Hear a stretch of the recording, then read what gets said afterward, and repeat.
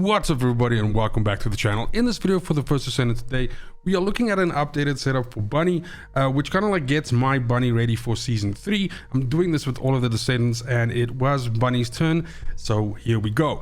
Now Bunny is one of those polarizing Descendants, kind of like Innes in a way where you have a group of players who really enjoy this Descendant for their efficiency and speed for running activities, and then you have an equally, I would say, or possibly even larger group of players who don't enjoy Bunny, especially in group content and running alongside this Descendant, where they tend to kind of like be ahead of the pack and essentially make you feel as if you're not really contributing or accomplishing anything. You're kind of like just playing catch up to kind of like just being next to it. Now that being said, whether the Bunny is a good or a bad Descendant, or whether you should like or not like it, is beyond the scope of this video. However, I did want to create a version of Bunny with the recent changes that we saw for this Descendant that would be the one that I would field at the beginning of season 3 as we go into the new areas, and we kind of like have to use that. Now, this build specifically that we're going to look at today is more focused for solo play, but there's like just one change that you make to the build and then it kind of like works a little bit better in group play as well. That being said, this also does not use electric condense, which tends to be the meta, I think, right now. If you look around and you look at Bunny builds, I think for the majority you're going to see electric well, that's a difficult word to say, electric condense builds. I personally am not a massive fan of this mod, and so therefore I wanted to rather focus on something else, and I ended up settling on Bionic Fuel. Now of course, with electric condense being the meta, I didn't want to build something that was necessarily inferior to it in any way, and so therefore first and foremost I wanted to keep with the damage profile that you see with electric condense, but then I also wanted to kind of like make Bionic Fuel the star of this build, meaning that you can essentially keep running indefinitely and never have to worry about not having your second ability active, meaning that you're at your maximum speed the entire time. Now Bionic Fuel itself, basically how this Transcendent mod works is it slightly decreases your speed of light, which is your second ability. So yes, your overall running speed with this build will be about 20% slower than electric condense, but it also then means that instead of using MP, you're rather using HP. So you have to find a way to kind of like offset this deficit of essentially losing HP the entire time. So that's going to be one of the challenges for us with this build. Now the setup here right now, I'm just going to call out each one of the, so I'm just going to leave the screen like this blank now if you just want to screenshot and then just go build it yourself and don't want to listen to any of the explanations. But I will also go through each one of the different mod choices and basically why I included them. So you have a couple of different things that you need to focus on with this build, and that is you want to be focusing on your damage. You want to almost all the time one tap enemies as you move past them. Otherwise you lose a lot of efficiency with a build like this for Bunny, because you essentially have to circle back a bunch of times, and therefore you just apply more time to your finish time for whichever activity you're trying to do, whether that's 400%, you know, dungeons or, you know, Sigma sector or whatever. So you want to keep a high damage profile. So that's point number one. Point number two, you also want to be increasing the range of your third ability, because remember, your main killing is going to be coming from lightning emission. You're not going to be necessarily shooting at enemies all that much, except when, you know, you have the boss at the end of the activity or something like that. You want to be having lightning emission dealing as much damage as possible over as big a radius as possible, and it needs to be available all the time. So a lot of different mods we need to stack in here. So starting us off, pretty much from a damage profile perspective, power increase is really good for us here. Generally speaking, you want to build your damage profile in different damage buckets. It's kind of like the terminology that is used for that. Power increase increases our skill power bucket. And then we also use the two amp mods, singular amplification and electric amplification. Both of these increase our singular skill power modifier bucket and increase our electric skill power bucket. This does, however, completely tank our critical hit damage and critical hit rate stats, which is why this is a non-crit Bunny build. I'm sure there's a crit version of this out there somewhere in the ether, but I prefer personally to build non-crit Bunny. I've been doing that for a super long time, and so these two mods again tank your crit stats, and that's why we also go in that direction. Then we use one of the focus on singular mods because because we're using power increase, we cannot use focus on electric, right? So then focus on singular gives us another bucket here. So actually, no, it adds that bucket there. So we have singular skill power modifier, and we have some additional skill cooldown here.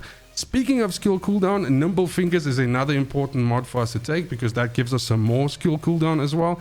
And then next, we want to be focusing on the cost aspect of it. Now, something that you have to bear in mind, right, is Bionic Fuel has a cost to your HP. This is how your HP ticks down, and this is, as long as you can keep that cost up, then you're able to essentially keep your second ability up the entire time. Now, by default, the cost of this is 8% of your max HP, but by putting in skill cost modules, you're able to actually drop this down. So max HP times 4.4. So you can see that I've dropped my cost almost by half. So instead of 8% of our max HP, it's only costing 4.4% of our max HP. Now, we accomplish that by using something called maximum conservation. This gives us a skill cost reduction here. It does, however, also slightly decrease our skill power modifier by 20%, but that's okay. It's a sacrifice kind of like we're willing to make.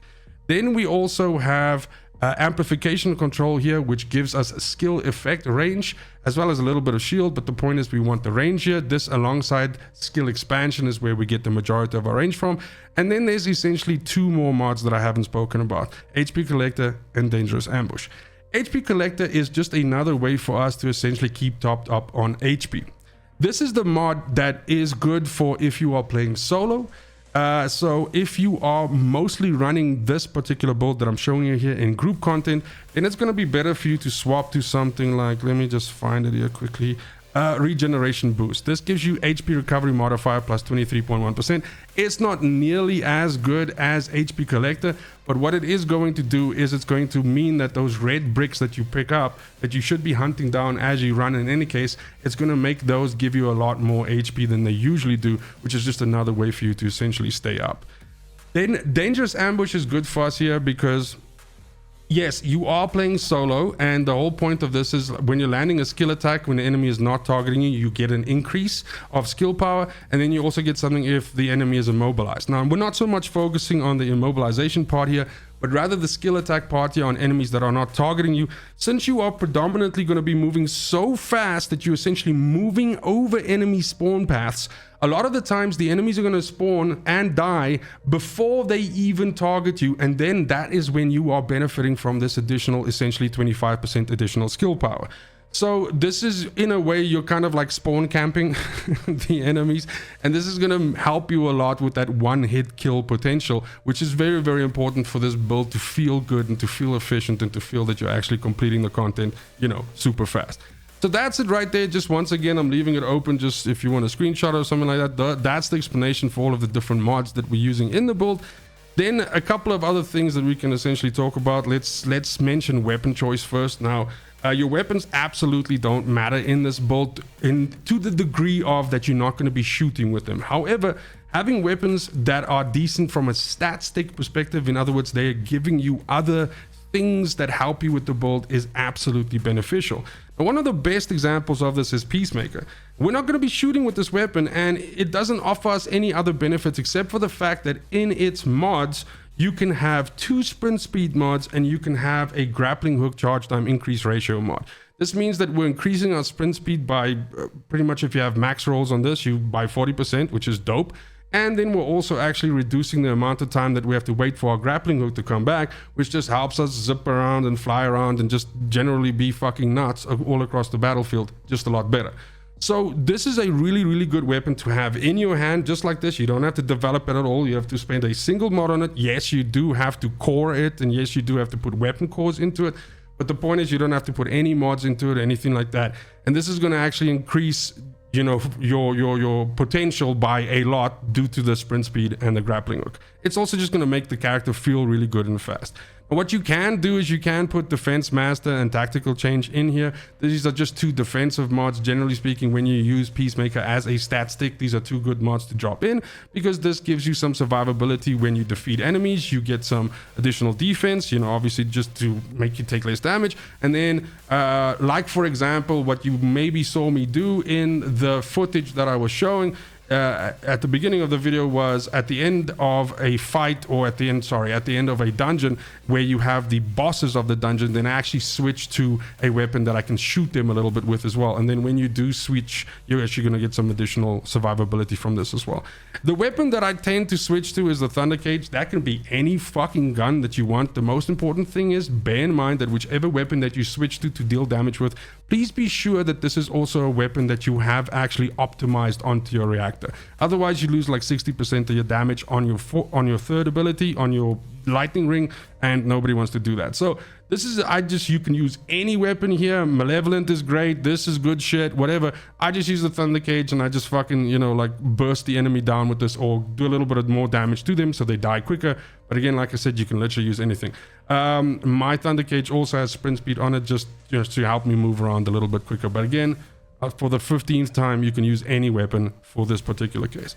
Then in terms of the reactor, your Tingling Singularity reactor is your reactor of choice. Maybe I should just quickly move my face over here.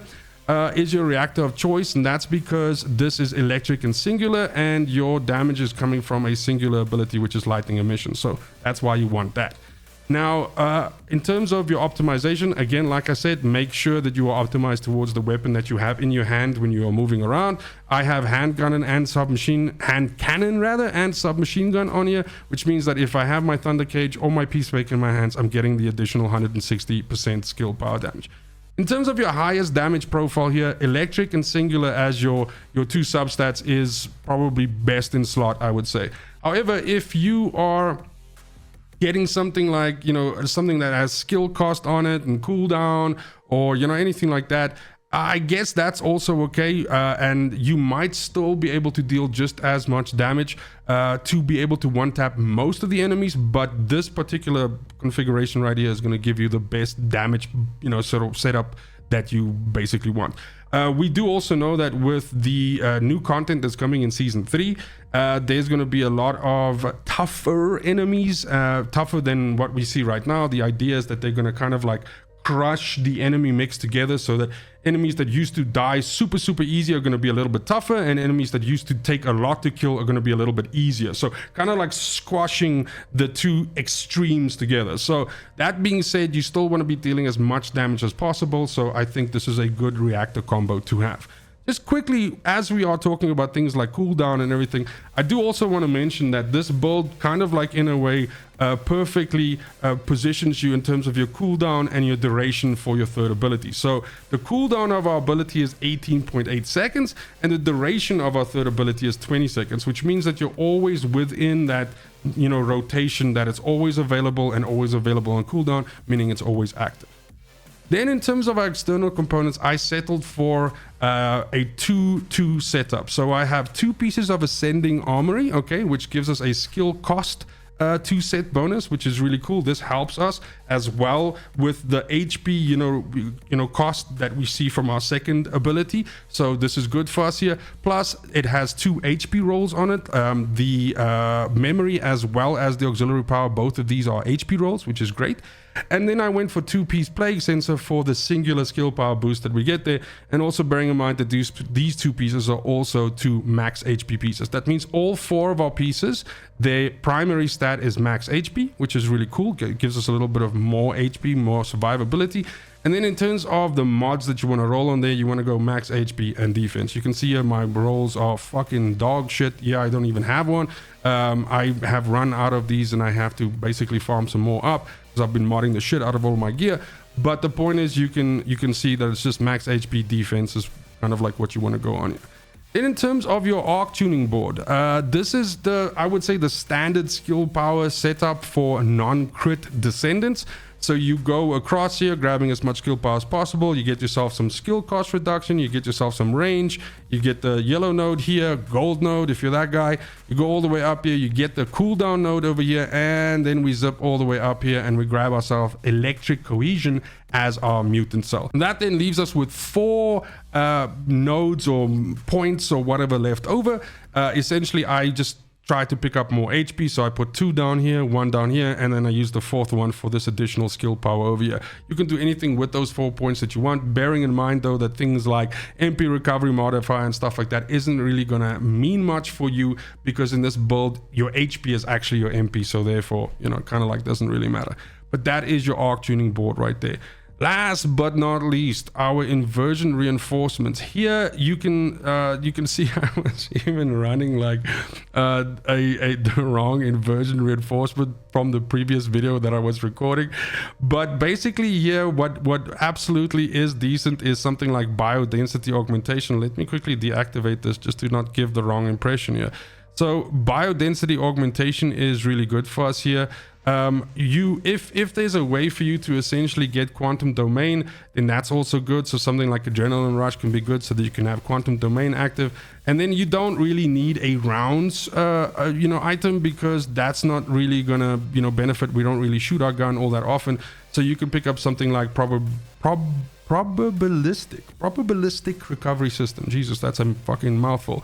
And then so this essentially then is your 3, I would say, choices that you should make in terms of your inversion reinforcements, which probably give you your best bang for your buck with this particular build. And that's gonna be it right there. Let me know in the comments down below how you have your bunny set up in your wait for season 3, like all of us. Pretty much I am going through each one of the descendants. I say this in every video. Go ahead and leave a comment for whichever descendant you want me to look at next. I am currently busy finishing up on Jaber. I'm also working on Keelan, and I'm also working on Luna. So there's a couple of descendants on the back burner, and these videos should be dropping anytime this week, or at the very latest early next week. I'm just now exiting this terrible fucking flu that I had, so starting to feel a lot better, starting to pump out the content. And I want to thank you very much for the support so far on all of the videos and everything. The First Descendant, I really do appreciate it. And as always, fucking cheers.